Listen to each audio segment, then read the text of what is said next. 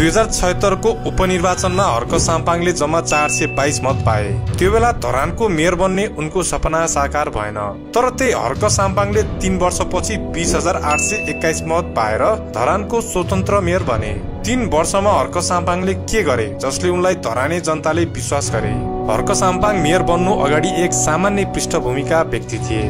उनले अंग्रेजी र कम्प्युटरको ट्युसन पढाए, विदेशी रोजगारीमा 6 वर्ष बिताए र अटो रिक्सा व्यवसाय गरे। खाने पानीको चरम अभाव, बढ्दो भ्रष्टाचार, कालो बजारी र अतिक्रमणको विरोध गर्दा गर्दै उनी नेता बन्न पुगे। चुनाव प्रचारमा एक्लै माइकिङ गर्दै हिँड्ने उनलाई मेयरको रूपमा धेरैले पत्याएका थिएनन्। तर उनको इमानदारीता, मेहनत र जनतासँगको प्रत्यक्ष सम्बन्धले उनलाई 2079 मा मेयरको कुर्सीमा पुर्यायो। आज नेपालको राजनीतिमा हर्क साम्पाङको नाम निकै चर्चामा छ। श्रमदानको लहर धरानमा भित्राएसँगै उनको प्रशंसा र आलोचना दुवै सुरु भएको छ। ढुङ्गा बोक्ने मान्छेदेखि हर्की जस्ता शब्द उनीमाथि प्रयोग हुने गर्छन्। केहीले अब हर्क साम्पाङ नेपालको प्रत्यक्ष निर्वाचित प्रधानमन्त्री समेत बन्नुपर्ने तर्क राख्छन्। केहीले जनमतको अहंकार बढेको आरोप पनि लाउँछन्। आउनुहोस् हर्क साम्पाङ के साँच्चीकै नेपालले खोजेको जस्तै नेता हुन् त भन्ने बारे यो भिडियो सुरु गरौँ। हर्क साम्पाङ, जसको ओरिजिनल नाम हो हर्कराज राई। उनको जन्म विक्रम सम्वत 2039 फागुन 15 गते खोटाङ जिल्लाको खारतम्सामा भएको थियो।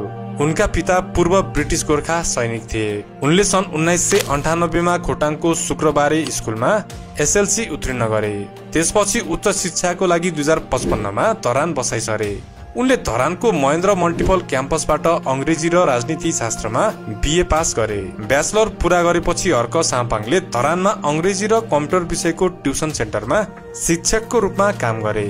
उनले साथीहरूसँग मिलेर the perfect English language and computer नामक संस्था सञ्चालन गरेका थिए। तर यो इन्स्टिट्युटबाट उनी खासै सन्तुष्ट भने थिएनन्।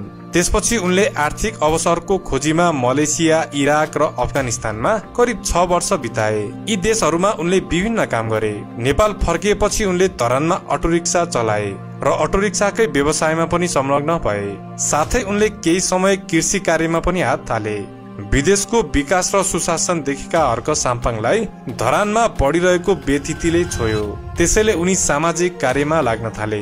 विगत 10 वर्ष भन्दा बढी समयदेखि हर्क साम्पाङ धरानमा सामाजिक कार्यमा सक्रिय थिए। उनले नेशनल युनिटी नेटवर्क नामक समूह स्थापना गरेर भ्रष्टाचार विरुद्ध आवाज उठाए। खानेपानी अभियानमा पनि हर्क साम्पाङ धेरै लागि परे। धरानको दीर्घकालीन खानेपानी समस्या विरुद्ध उनले नेतृत्वदायी भूमिका खेले। उनले एसियाली विकास बैंकको पम्पिङ परियोजनाको विरोध गरे, जुन महँगो र अस्थायी थियो।